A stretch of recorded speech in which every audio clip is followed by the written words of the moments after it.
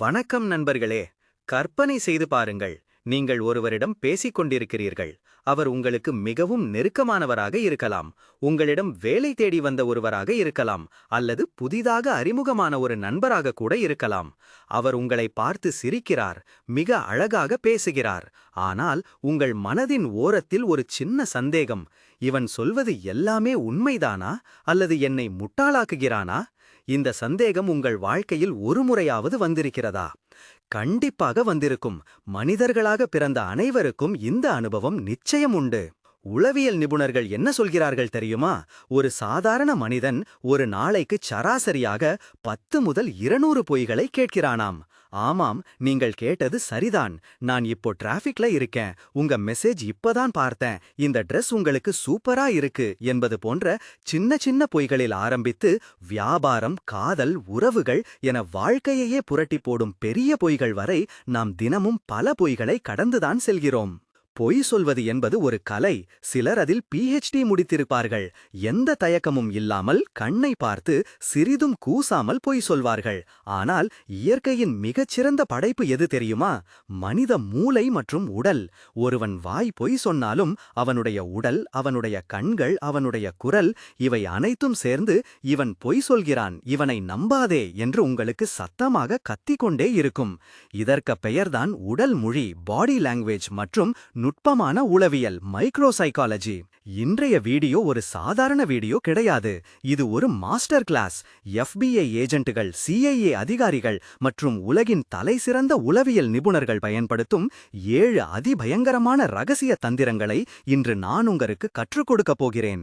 இந்த வீடியோவை நீங்கள் முழுமையாக பார்த்து முடிக்கும்போது உங்களை சுற்றியுள்ள மனிதர்களை படிக்கும் ஒரு மனித ஸ்கேனராக நீங்கள் மாறியிருப்பீர்கள். இனி உங்களை யாரும் ஏமாற்ற முடியாது. தயாரா? வாருங்கள், பொய்களின் மாய உலகத்திற்குள் நுழைவோம். தந்திரம் 1. கண்களின் அசைவு மூளையின் GPS. I moments and NLP. Shakespeare ஒரு முறை சொன்னார், கண்கள் மனித ஆன்மாவின் ஜன்னல்கள் என்று. அது 100% உண்மை நண்பர்களே. முதல் தந்திரம் கண்களின் அசைவை கவனிப்பது. இதை உளவியலில் NLP, நியூரோ லிங்குவிஸ்டிக் புரோகிராமிங் என்று சொல்வார்கள். நமது மூளை 2 முக்கிய பகுதிகளாக பிரிக்கப்பட்டுள்ளது. நீங்கள் ஒரு பழைய நினைவை யோசிக்கும் போதும் ஒரு புதிய கற்பனையை உருவாக்கும் போதும் உங்கள் மூளையின் வெவ்வேறு பகுதிகள் வேலை செய்கின்றன. இந்த மூளையின் செயல்பாடுகள் நேரடியாக உங்கள் கண்களின் அசைவுடன் இணைக்கப்பட்டுள்ளன. உண்மையை தேடும் கண்கள், விஷுவல் ரீகால். நீங்கள் ஒருவரிடம் நேற்று காலை நீங்கள் என்ன சாப்பிட்டீர்கள் என்று கேட்கிறீர்கள். அவர் உண்மையிலேயே சாப்பிட்டதை நினைவுகூர முயற்சித்தால் அவருடைய கண்கள் பொதுவாக இடது பக்கம் மேல் நோக்கி செல்லும். ஏனென்றால் மூளை சேமித்து வைக்கப்பட்ட தகவல்களை அங்கிருந்துதான் எடுக்கிறது. பொய்யை உருவாக்கும் கண்கள். ஆனால் அவர் நேற்றிரவு எங்கே சென்றார் என்பதை உங்களிடம் மறைக்க விரும்புகிறார் என வைத்துக்கொள்வோம். நேற்று இரவு 8 மணிக்கு நீ எங்கே இருந்தாய் என்று நீங்கள் கேட்கும்போது அவர் ஒரு பொய்யான கதையை கற்பனை செய்ய தொடங்குவார். அப்போது அவருடைய கண்கள் வலது பக்கம் மேல் நோக்கி செல்லும். ஏனென்றால் மூளையின் கற்பனை செய்யும் பகுதி வேலை செய்ய தொடங்கிவிட்டது. ஆனால் கவனியுங்கள், இது வலதுகை பழக்கம் உள்ளவர்களுக்கு மட்டுமே பொருந்தும். இடதுகை பழக்கம் உள்ளவர்களுக்கு இது அப்படியே தலைகீழாக நடக்கும். இன்னொரு முக்கிய குறிப்பு, பொய் சொல்பவர்கள் கண்ணை பார்த்து பேசமாட்டார்கள் என்று ஒரு பரவலான நம்பிக்கை இருக்கிறது அல்லவா? அது முட்டாள்தனம். இன்று பொய் சொல்பவர்களுக்கு அந்த தந்திரம் தெரிந்துவிட்டது. அதனால் அவர்கள் தாங்கள் சொல்வது உண்மை என்று உங்களை நம்ப வைப்பதற்காக உங்களை இயல்பை விட மிக அதிகமாக உற்று பார்ப்பார்கள். ஒருவன் கண்ணிமைக்காமல் உங்களை பார்த்து ஒரு கதையை சொல்கிறான் என்றால் உங்கள் மனதின் அலாரம் அடிக்க வேண்டும். தந்திரம் 2. நுட்பமான உணர்வுகள், முகமூடி கிழிபடும் நொடி, மைக்ரோ எக்ஸ்பிரஷன்ஸ். இரண்டாவது தந்திரம் மைக்ரோ எக்ஸ்பிரஷன்ஸ் எனப்படும் நுட்பமான உணர்வுகள். இதை டாக்டர் பால் ஏக்மேன் என்ற புகைப்பெற்ற உளவியலாளர் கண்டுபிடித்தார்.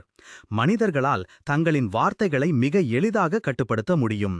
ஆனால் உணர்ச்சிகளை மூளை கட்டுப்படுத்தும் முன் அந்த உண்மையான உணர்ச்சி முகத்தில் தோன்றி மறைந்துவிடும். இதற்கு எடுக்கும் நேரம் எவ்வளவு தெரியுமா? வினாடியில் 25 1 பங்கு. கண் இமைக்கும் நேரத்தை விட குறைவு. ஒரு உதாரணம் சொல்கிறேன். உங்கள் நண்பர் உங்களுக்கு ஒரு துரோகம் செய்துவிட்டார்.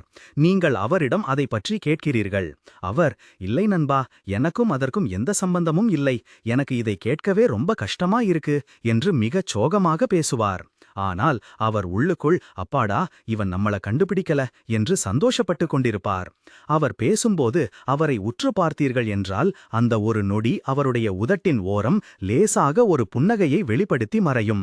முகத்தில் சோகமும் உதட்டில் ஒரு நொடி புன்னகையும் வந்தால் அங்கே போய் நடனமாடுகிறது என்று அர்த்தம்.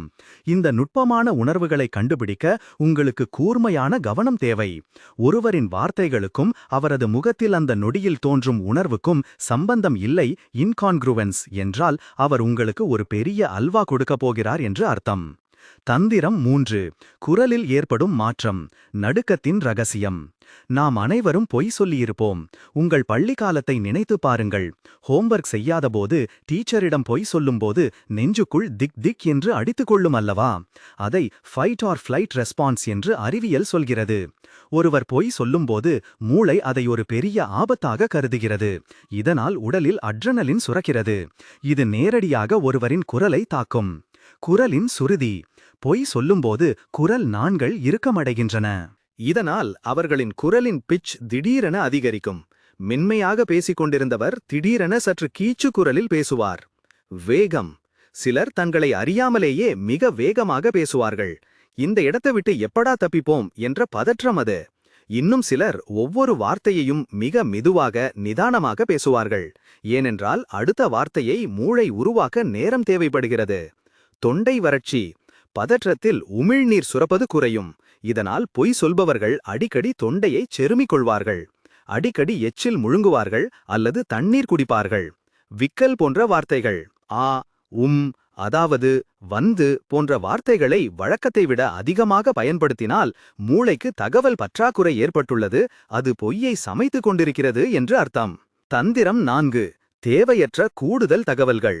வார்த்தைகளால் கட்டப்படும் கோட்டை. Too many details. பொய் சொல்பவர்கள் செய்யும் மிகப்பெரிய தப்பு என்ன தெரியுமா? Over acting. உண்மையை பேசுபவனுக்கு அதிக வார்த்தைகள் தேவைப்படாது. நேற்று ஏன் ஆபீஸுக்கு லேட் என்று கேட்டால், பைக் பஞ்சர் ஆயிடுச்சு பாஸ் என்று முடித்து விடுவான். அதுதான் உண்மை. அவனுக்கு அதை நிரூபிக்க வேண்டிய அவசியமில்லை. ஆனால் பொய் சொல்பவன் எப்படி பேசுவான் தெரியுமா? சார், நான் வழக்கமா 8 மணிக்கே கிளம்பிடுவேன். நேத்து கூட சீக்கிரம்தான் எழுந்தேன். டிஃபன் சாப்பிட்டுட்டு பைக்கை எடுத்தா கரெக்டா மெயின் ரோட்ல ஒரு நாய் குறுக்க போக போய் பிரேக் அடிச்சேன். அப்போ பார்த்து டயர் ஒரு ஆணியில ஏறிடுச்சு. அப்புறம் நான் அதை தள்ளிக்கிட்டே 2 கிலோமீட்டர் நடந்தேன். அங்க ஒரு மெக்கானிக் கடை மூடி இருந்துச்சு என்று நீங்கள் கேட்காத அத்தனை தகவல்களையும் கொட்டுவான். ஏன் இப்படி செய்கிறார்கள்? அவர்கள் அமைதியாக இருந்தால் நீங்கள் வேறு கேள்வி கேட்பீர்களோ என்ற பயம். தடையின்றி பேசிக்கொண்டே இருந்தால் உங்களை குழப்பிவிடலாம் என்ற எண்ணம். தாங்கள் சொல்வது 100% உண்மை என்று உங்களை நம்ப வைக்க தேவையற்ற சிறு சிறு விவரங்களை சேர்த்து கதையை வலுவாக்க முயற்சிப்பார்கள். எப்பொழுதெல்லாம் ஒரு சிறிய கேள்விக்கு ஒரு மெகா சீரியல் போன்ற பதில் வருகிறதோ அங்கு நீங்கள் உஷாராகிவிட வேண்டும். தந்திரம் 5. தற்காப்பு உடல்மொழி. உடலின் மறைமுக அலாரம். வார்த்தைகள் பொய் சொல்லலாம், ஆனால் உடல் பொய் சொல்லாது. மனித உடல் பல லட்சக்கணக்கான ஆண்டுகளாக பரிணாம வளர்ச்சி அடைந்தது. நமக்கு பிடிக்காத அல்லது ஆபத்தான ஒரு சூழ்நிலை வரும்போது நம் உடல் தன்னை தானே பாதுகாத்துக் கொள்ள ஒரு கவசத்தை உருவாக்கும். பொய் சொல்வது மனதுக்கு ஒரு நெருக்கடியான நிலை. அப்போது உடல் மொழி எப்படி மாறும் தெரியுமா? தடைகளை உருவாக்குவது. Barrier behaviours. பொய் சொல்பவர்கள் உங்களுக்கும் அவர்களுக்குமான இடைவெளியை அதிகரிக்க நினைப்பார்கள். தங்களை அறியாமலேயே கைகளை கட்டிக்கொள்வார்கள். இது என்னை விட்டு விலகி இரு என்பதற்கான உடல்மொழி. ஒரு மேஜையில் அமர்ந்திருந்தால் தண்ணீர் பாட்டிலையோ காஃபி கப்போ அல்லது ஒரு புத்தகத்தையோ எடுத்து உங்களுக்கும் அவர்களுக்கும் இடையில் ஒரு தடுப்புச்சுவர் போல வைப்பார்கள். சுய ஆறுதல் தேடல். பொய் சொல்லும்போது ஏற்படும் மன அழுத்தத்தை குறைக்க மனிதர்கள் தங்களை தாங்களே தொட்டு ஆறுதல் படுத்திக் கொள்வார்கள். மூக்கின் நுனியை தொடுவது, கழுத்தை தடவுவது, காது மடல்களை இழுப்பது, பெண்களாக இருந்தால் தங்கள் முடியை விரல்களால் சுழற்றுவது அல்லது கழுத்தணிகளை தொடுவது போன்ற செயல்களை அடிக்கடி செய்வார்கள். பில் கிளின்டன் தன் மீதான குற்றச்சாட்டை மறுத்து பேசும்போது எத்தனை முறை மூக்கை தொட்டார் என்பது உலக புகழ்பெற்ற உளவியல் ஆய்வு. பதிலளிக்காத உடல் பாகங்கள். அவர்கள் வாய் ஆம் என்று சொல்லும், ஆனால் அவர்களின் தலை லேசாக இல்லை என்பது போல இடதுவலதாக அசையும். உடலுக்கும் வார்த்தைக்கும் உள்ள இந்த முரண்பாட்டை கவனிப்பது ஒரு சூப்பர் பவர். தந்திரம் 6. கதையை பின்னோக்கிச் சொல்லச் சொல்லுங்கள். மூளையின் ஃபியூஸ் போகும் தருணம். நண்பர்களே, இதுதான் என்னுடைய ஃபேவரட் தந்திரம். காவல்துறை விசாரணைகளில் அதிகம் பயன்படுத்தப்படும் ஒரு மாஸ்டர் ஸ்ட்ரோக் இது. ஒருவன் ஒரு பொய்யான கதையை உருவாக்கும்போது அதை வரிசையாகத்தான் மனப்பாடம் செய்வான். ஏ நடந்தது, அப்புறம் பி நடந்தது, அப்புறம் சி நடந்தது என்று ஒரு ஸ்கிரிப்ட் போல மூளையில் ஏற்றி வைத்திருப்பான். நீங்கள் அதை அப்படியே கேட்டால் ஒரு பிழையும் இல்லாமல் ஒப்பிப்பான். அவனை எப்படி மாட்டிவிட வேண்டும் தெரியுமா? திடீரென்று அவனது மூளைக்கு ஒரு பெரிய பாரத்தை கொடுங்கள். கதையை பின்னோக்கிச் சொல்லச் சொல்லுங்கள். உதாரணமாக, சரி நண்பா, நீ பைக்க மெக்கானிக் ஷாப்ல விட்டதா சொன்னியே, அதுக்கு முன்னாடி அந்த நாய் எப்ப குறுக்க வந்துச்சு, அதுக்கு முன்னாடி நீ எந்த சிக்னல்ல வெயிட் பண்ண என்று கதையின் முடிவிலிருந்து ஆரம்பத்தை நோக்கி கேளுங்கள். விளைவு என்னவாகும் தெரியுமா? உண்மையை பேசுபவன் கொஞ்சம் யோசித்து சரியாக பின்னோக்கிச் சொல்வான். ஏனென்றால் அந்த சம்பவம் ஒரு வீடியோ போல அவன் மூளையில் பதிந்திருக்கிறது. எந்த பகுதியை கேட்டாலும் சொல்ல முடியும். ஆனால் பொய்யான கதை சொல்பவன் முழுவதுமாக திணறி போவான். அவனுக்கு வியர்க்கத் தொடங்கும். முன்னுக்கு பின் முரணாக பேசுவான். ஏனென்றால் கற்பனையாக உருவாக்கியதை பின்னோக்கிச் சொல்வது மனித மூளைக்கு கிட்டத்தட்ட சாத்தியமில்லாத ஒரு காரியம். அங்கே அவன் மாட்டிக்கொள்வான். தந்திரம் 7. சொற்களின் பயன்பாடு, உளவியல் தூரம். இறுதியாக 7வது தந்திரம். இது அவர்கள் பயன்படுத்தும் வார்த்தைகளை கவனிப்பது. இதை உளவியல் ரீதியாக விலகி நிற்றல், சைக்கலாஜிக்கல் டிஸ்டன்சிங் என்று சொல்வோம். ஒருவன் பொய் சொல்லும்போது அவன் செய்யும் அந்த தவறுக்கும் அவனுக்கும் எந்த சம்பந்தமும் இல்லை என்பது போல காட்டிக்கொள்ள அவனது ஆழ்மனம் விரும்பும். இதனால் அவன் மொழியில் சில மாற்றங்கள் ஏற்படும். நான் என்ற வார்த்தை மாயமாவது. பொய் சொல்பவர்கள் நான் என்ற வார்த்தையை பயன்படுத்துவதை தவிர்ப்பார்கள். நான் காரை அங்கே பார்க் செய்யவில்லை என்று சொல்வதற்கு பதிலாக கார் அங்கே பார்க் செய்யப்படவில்லை என்று பேசுவார்கள். தூரம் காட்டும் வார்த்தைகள். அந்த பொருளையும் தங்களையும் தொடர்புபடுத்த மாட்டார்கள். என் போன் என்று சொல்லாமல் அந்த போன் என்பார்கள். அந்த மனிதன், அவர்கள் என்று பொதுவான வார்த்தைகளை பயன்படுத்துவார்கள். உண்மையை நிரூபிக்கும் முன்னொட்டுகள்.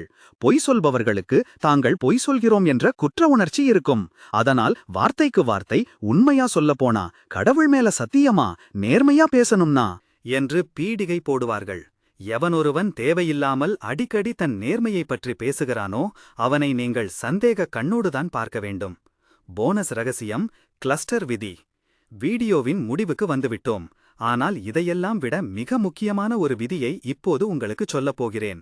இதை மனதில் ஆழமாக பதிய வைத்துக் கொள்ளுங்கள். மேலே சொன்ன 7 அறிகுறிகளில் ஏதாவது ஒரு அறிகுறி ஒருவரிடம் தெரிந்தவுடன் உடனே அவர் முகத்தை பார்த்து நீ பொய் சொல்கிறாய் என்று சொல்லிவிடக்கூடாது. அது மிக பெரிய முட்டாள்தனம். ஏனென்றால் ஒருவருக்கு ஏசியில் இருந்தாலும் இயல்பாகவே வியர்க்கலாம். சிலர் இயல்பாகவே பேசும்போது கண்களை பார்க்க கூச்சப்படுவார்கள். ஒருவருக்கு தொண்டை கரகரப்பு இருக்கலாம். அதனால் நீங்கள் கிளஸ்டர் விதியை பயன்படுத்த வேண்டும். அதாவது ஒருவரிடம் இந்த 7 அறிகுறிகளில் குறைந்தது 3 அல்லது 4 அறிகுறிகள் ஒரே நேரத்தில் தென்பட்டால் மட்டுமே நீங்கள் அவரை சந்தேகப்பட வேண்டும். அதேபோல ஒருவரின் பேஸ்லைன் எனப்படும் இயல்பான உடல் மொழியை நீங்கள் தெரிந்து வைத்திருக்க வேண்டும். ஒருவன் இயல்பாக இருக்கும்போது எப்படி பேசுகிறான், எப்படி அமர்கிறான் என்பதை கவனித்துக் கொள்ளுங்கள். அந்த இயல்பிலிருந்து எப்போது அவன் மாறுகிறானோ அப்போதுதான் நீங்கள் இந்த 7 தந்திரங்களை பயன்படுத்த வேண்டும். அடிக்க வேண்டும். முடிவுரை. நண்பர்களே, இன்று நீங்கள் கற்றுக்கொண்டது ஒரு சாதாரண தகவல் அல்ல. இது ஒரு சூப்பர் பவர், ஒரு உளவியல் ஆயுதம். இதை வைத்துக்கொண்டு எல்லாரையும் சந்தேக கண்ணோடு பார்க்க வேண்டாம். மனித உறவுகள் என்பது நம்பிக்கையின் அடிப்படையில் கட்டமைக்கப்பட்டவை. ஆனால் உங்களை யாராவது ஏமாற்ற நினைத்தாலோ, உங்கள் பணம், உணர்வுகள் அல்லது உங்கள் எதிர்காலத்திற்கு ஆபத்து வரும் சூழ்நிலைகள் இருந்தாலோ உங்களை பாதுகாத்துக் கொள்ள இந்த 7 தந்திரங்களை ஒரு கவசமாக பயன்படுத்துங்கள். நீங்கள் எப்போதாவது ஒருவரின் பொய்யை இப்படி உடல் மொழியை வைத்து கண்டுபிடித்திருக்கிறீர்களா? அந்த அனுபவத்தையும் பகிர்ந்து கொள்ளுங்கள். இந்த வீடியோ உங்களுக்கு பிடித்திருந்தால் மறக்காமல் லைக் செய்யுங்கள். உங்கள் நண்பர்கள், குடும்பத்தினர், முக்கியமாக யாரை நம்புவது என்றே தெரியவில்லை என்று குழப்பத்தில் இருக்கும் உங்கள் நெருக்கமானவர்களுக்கு இதை ஷேர் செய்யுங்கள். நம் சேனலை சப்ஸ்கிரைப் செய்து பெல் ஐகானை கிளிக் செய்து கொள்ளுங்கள். மனித மனதின் இன்னும் பல ஆச்சரியமான ரகசியங்களுடன் அடுத்த வீடியோவில் உங்களை சந்திக்கிறேன். விழிப்புடன் இருப்போம், அன்பை பகிர்வோம். நன்றி, வணக்கம்.